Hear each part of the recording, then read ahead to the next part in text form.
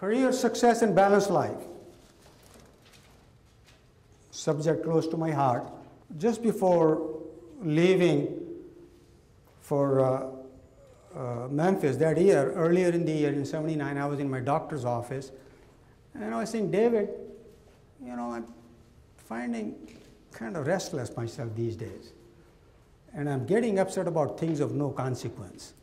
And I was going for MBA in finance at Butler University. And it's, you know, I mean, usually when I go to school, I can just focus and pick up 90% while I'm sitting in the school. And now I'm difficulty concentrating. And he listened to me, and he says, Madan, that's normal, you know, with all the things going on in your life, and I had 2 little children at that time. Here is a prescription for tranquilizer. And if you still feel this way, 6 weeks, you know, take that. I go to, I'm driving back home, and I said, wait a minute, you know, here I am, the richest country in the world, and I got this house in the suburb in Carmel, Indiana, with 2 cars in the driveway, and a big yard, which I hated, but nevertheless, you know. Yeah.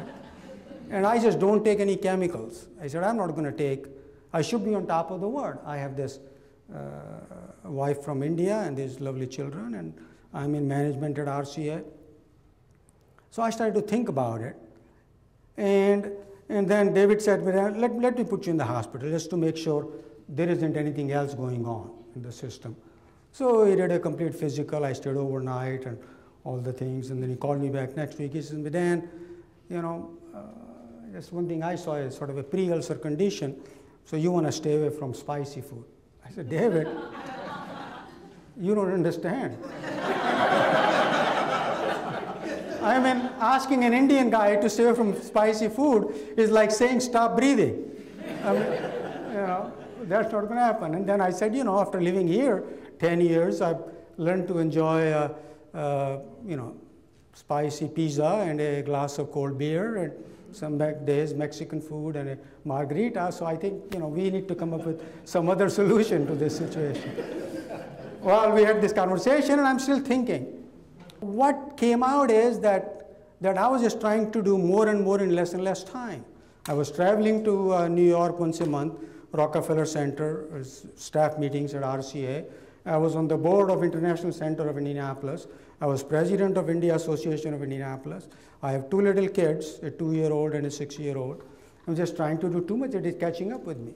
I moved to Memphis, and I still have this question, this thing. So I went to University of Memphis, and I said, you know, I was doing 60% of my MBA was done at Butler in finance. And so MBA school said, yeah, we'll transfer all your credit. We got this wonderful program, Fogelman Business School. Why don't you, you know, join us? And I said, you know, my interests have changed. Rather than asking the question, you know, what makes systems work is why do we make the choices in life we do? More on the human side. That's where, you know, my interest is. I had lunch with Dr. Davis and Dr. Crawford at El Chico at Highland and Poplar. Dr. Davis was the chairman of the counseling department, and Dr. Crawford was the advisor.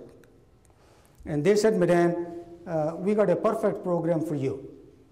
We will design this program in counseling psychology, masters. You will take courses in human psychology, sociology, marriage and family, human development and aging. And so I joined that program.